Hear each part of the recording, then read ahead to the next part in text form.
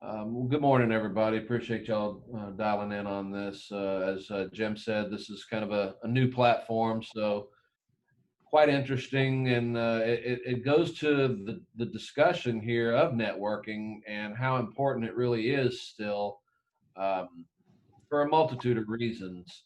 And this gives us a completely new way to network because now we're not only able to do it in person, such as at Landry's there, but also a much wider platform to be able to do it online as well. And as Jim and I were talking earlier, I do see this being uh, the new norm, which appears to be the one of the new buzzwords everybody's using. But why is networking important? I mean, it's not just about meeting your buddies up for lunch and stuff for that. You networking opportunities are all over the place, especially at the office. You still want to maintain internal connections. There's referrals. There's mentoring opportunities, both for you to get mentor, seek out mentors, but also to help with the changing of the guard and share some of that knowledge that we still have to hand over to the guys that are coming up behind us. Career development is ongoing forever, and some of us may be looking at new career opportunities as well. And there's a perfect segue here for career development. When I first broke out at NOV in 2006, I'll never forget Richard Howell, was calling on some big operators, and all I had was the C accounts that didn't even have rigs.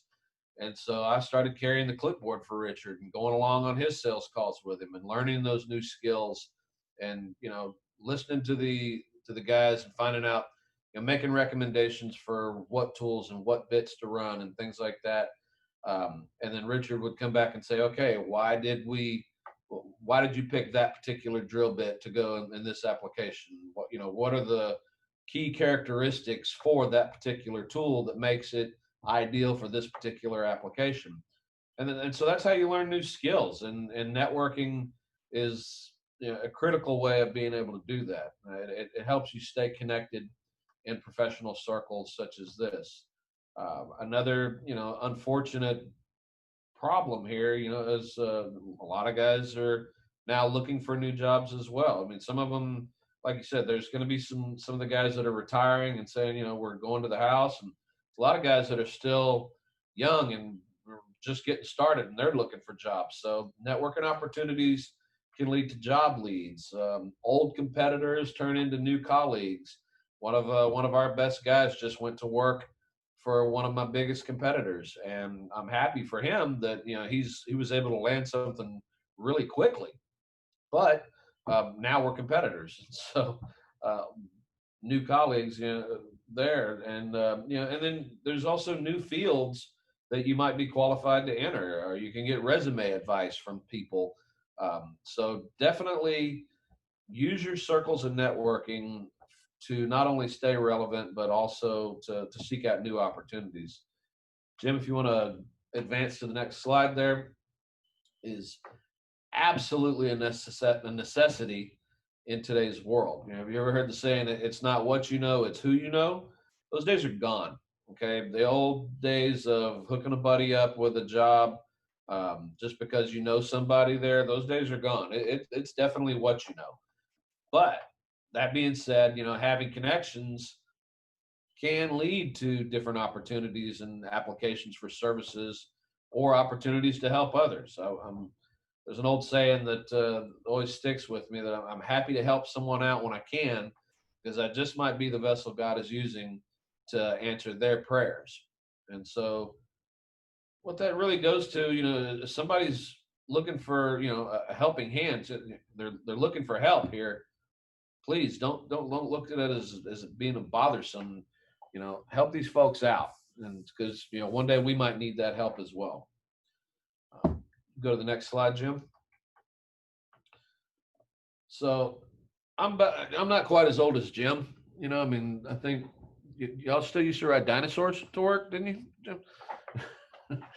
um, but I'm of that next generation. I'm 50 now, and this whole social networking uh, it caught me off guard a couple of years ago. So now you got the Face, Twit, Snap, Tick, Pint, Linktogram, and who the hell has time for all this stuff? I mean, I'm still doing a job, and I'm supposed to post things on LinkedIn and Instagram, and check Facebook, and look at the news from Twitter, and I don't use Snapchat. And it's just who has time for all this? I tell you who, it's the kids. It's the younger people that are coming up that grew up in this world, and they spend half their time on this stuff. So this is a crucial part of your network, and we have to adapt and be able to use it. We have to be able to look for opportunities, like Jim mentioned earlier, LinkedIn especially. This platform is absolutely wonderful to get the message out when you need to use a specific target audience, when you're looking to promote something, when you're looking to find something. Um, LinkedIn is absolutely a valuable platform to use, but it's making the time to use it, which makes it important. Some of us are still working from home. Which if you're in a sales position, which let's face it, most of us, that's really what we're here to do. When we're in a service company or a tool company, we're still providing tools and services to customers. And right now, either they're working from home or we're working from home. There's less face-to-face time with people. So we have to adapt and be able to use social media in ways that we used to never think was all that important. But it is the new norm. I mean, are we ever going to get, I'm from the old belly to belly, across the table sales meetings, go out and have, some whiskey bits, or, just whatever it takes, a nice lunch or dinner, and work a problem out, or go to their office and sit in the conference room and work things out. I don't know if when or if those norms are ever going to come back and what they're going to look like. I don't think any of us do. So social media is definitely going to play an important part in the future the way we're doing business. Next slide. So for a lot of us, some of us are old pros at networking. You can walk into a room and own the room. And other ones might find this to be, um, scary, or uncomfortable at least. So some tips, try to attend events if you can in person. If not, definitely dial in on these online things, and attend events however you can. Join social media groups such as Facebook groups and things like that, and make connections on LinkedIn, make connections on Instagram, and all these different social networking platforms. You can volunteer at organizational events. We're going to talk about the IADD Sporting Clays tournament here in just a minute, and that's a great opportunity to network and meet new people, or even make connections from people that you already know that may be doing something different. One of my favorite things is to ask people to introduce you. There's the old saying that what's the worst they can say is no. I mean, come on. One of the things that I would always think is interesting, to watch a junior sales associate go into an office, give the greatest sales pitch, and then somebody says, "Okay, well, we'll let you know," and they don't even ask for the business. They just, "Okay, thanks. Let us know if you have any questions." All they can say is no. I mean, you literally have to be able to say, "Can I have the business?" Well, that falls right into this networking tips as well. Hey, Jim, you know somebody at this company. Would you mind introducing me? What's the worst Jim can say? No? Okay, cool. Then you're no worse off than you were before. But at least now there's an opportunity there. Skip the sales pitch. And don't ask difficult questions. I mean, how many of us have been sitting there talking to 3 or 4 people, and somebody walks up and almost challenges you to answer a question with something that's obscure and difficult, and it just ruins the entire vibe of that conversation. And it can also prevent future networking opportunities as well, because people can actually shy away from you there, which also brings up the topic of shying away from people that hijack or take over the conversation. Allow other people to talk. You definitely want to be socially conservative when it comes to joining networking events like that. And then my favorite, if somebody does give you the opportunity to say, "Hey, I'd like to talk to you more about that later on," follow up. because people are going to remember, yeah, this guy promised he was going to give me a call, but I never heard from him. And so you definitely want to use that opportunity to make a good impression. Next slide. So sometime in the not too distant future, we're going to be having the next IADD annual sporting clays tournament. And this is an excellent networking opportunity. You get to go out and hang out with people who are your actual industry peers. There's directional drillers out there, there's operators out there, there's contractors out there, there's people from all of the majors. You're going to have, representatives from just about every directional drilling company out there. And like I said, then they bring their clients around as well. It makes it a target-rich environment, which is definitely a play on words. And you get to shoot stuff. I can't think of a more fun way of spending an afternoon.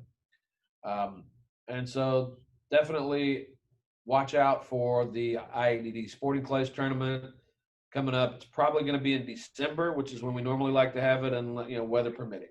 Next slide. More slide. Yeah, hold on a second.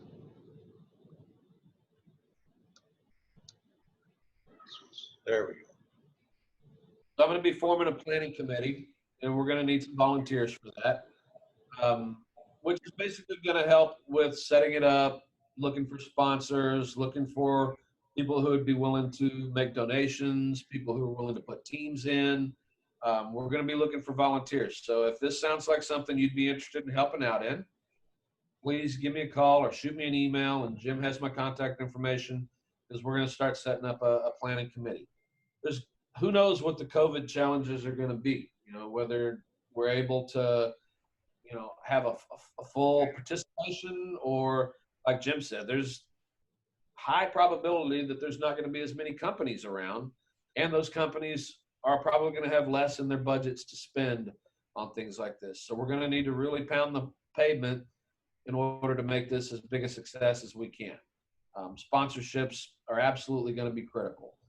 And so for those that are already planning on it, we greatly appreciate it, and we're looking forward to it. Obviously, realizing the challenges that are ahead, not just with COVID, but with our own industry challenges as well. I think it's going to be a huge success, all things considered, but it's going to be a little rougher this year to make it happen. So anyway, that's about all I have. Like I said, if you're interested in helping out, it's a great opportunity for networking, for all the reasons previously given. So absolutely come out and enjoy a day of blowing stuff up.